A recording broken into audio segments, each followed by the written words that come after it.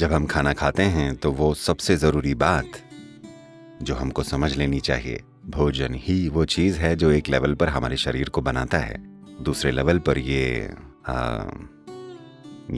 दिन भर चलने के लिए हमारे ईंधन का मुख्य हिस्सा है।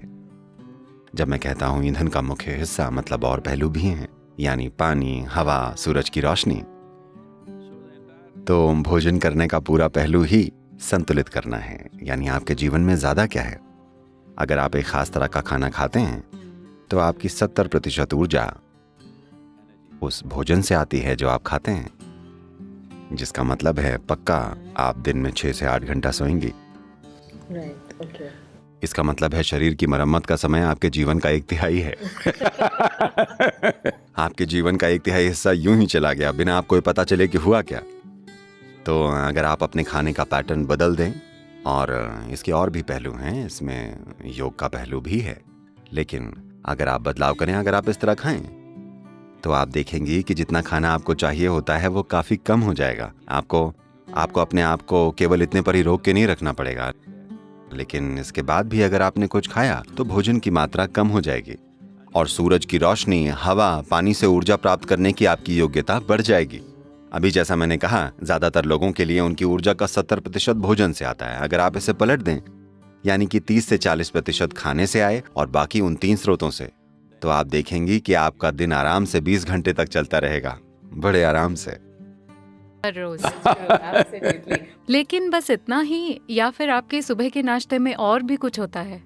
वैसे आमतौर पर एक अनार का फल भी होता है, ओके। और अगर शारीरिक रूप से मैं बहुत ज़्यादा एक्टिव रहने वाला हूँ, मान लीजिए मैं गोल्फ का एक राउंड खेलने वाला हूँ, क्योंकि मैं 18 होल पैदल चलता हूँ, Right. गोल्फ कार्ट की सवारी वैसी चीज़ें नहीं करता, तो तब शायद मैं कुछ कार्बोहाइड्रेट जोड़ दूँ।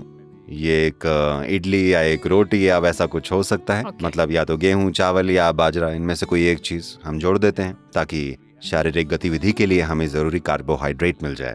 राइट। लेकिन अगर मैं केवल एक ज़्यादा मानसिक गतिविधि करने वाला हूँ और शारीरिक रूप से मैं ज़्यादा घूमने फिरने वाला नहीं हूँ, बैठने वाला हूँ, तो बस इतना ही हो सकता है, मैं किसी चीज़ का एक ग्लास पी लूँ। आमतौर पर हमारे पास एक ख़ास तरह का बड़ा तरल सा बाजरे का दलिया या वैसा कुछ होता है जिसे आप कॉफ़ी की तरह पी सकती हैं। मेरा मतलब ये तरल होता है इसलिए। राइट। तो यहाँ मैं ये परोसी गई दिलचस्प चीजें देख सकती हूँ। अगर आप मुझे इसकी इम्पोर्टेंस बताएं, और ये बहुत इंटरेस्टिंग से दिखने वाली पीली और हरी गोलियाँ, ये क्या है? एक है ताज़ी पिसी हुई नीम की गोली, नीम की पत्तियों की गोली। दूसरी है हल्दी की गोली। ओके।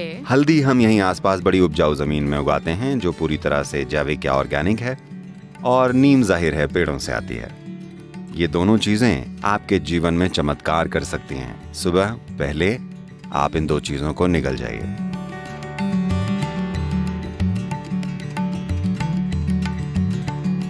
फिर आप 10 से 15 मिनट तक इंतज़ार कीजिए ताकि ये फैल जाएं, क्योंकि ये दोनों आपके पेट की परतों के सूजन के लेवल को कम कर देंगी और वहाँ मौजूद बेफालतू के जीवाणुओं को भी मार देती है जो वहाँ हो सकते हैं। मान लीजिए वहाँ कोई परभक्षी है तो उससे भी निपट लिया जाता है।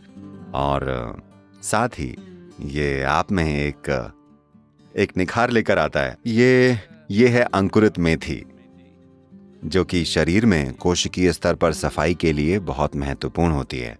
आपको इसे अच्छे से चबाना चाहिए जब तक कि आपके मुंह में बिल्कुल पेस्ट जैसी न बन जाए, फिर इसको निगल लीजिए। और ये हैं भीगे हुए मूंगफली के दाने। ये 6 से 8 घंटे तक भिगोए गए हैं, तो इसे भिगोना बहुत महत्वपूर्ण है। और ये बहुत बढ़िया क्वालिटी वाला प्रोटीन है, क्योंकि इसको जैविक रूप से उगाया गया है।